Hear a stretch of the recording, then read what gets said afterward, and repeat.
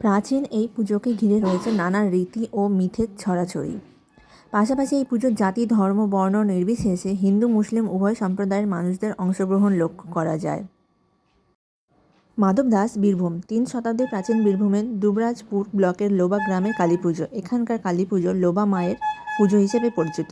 প্রাচীন এই পুজোকে ঘিরে রয়েছে নানান রীতি ও মিথের ছড়াছড়ি।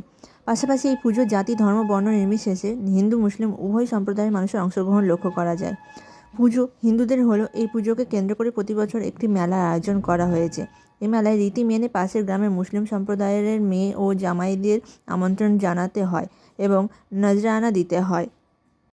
পুজোর ইতিহাস সম্পর্কে লোবা মন্দিরের ট্রাস্টি ঘোষ পরিবারের সদস্য উজ্জ্বল ঘোষ জানিয়েছেন, সাধক রামেশ্বর দণ্ডী অজয় নদের তীরে তার আরাধ্যা দেবী লোবা মায়ের প্রতিষ্ঠা করেন।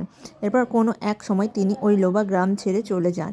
গ্রাম ছেড়ে যাওয়ার আগে রামেশ্বর দণ্ডী পুজোর দায়িত্ব দিয়ে যান এলাকার ঘোষ পরিবারের হাতে এবং সেবায়েত হিসেবে চক্রবর্তী পরিবারকে নিয়োগ করে যান।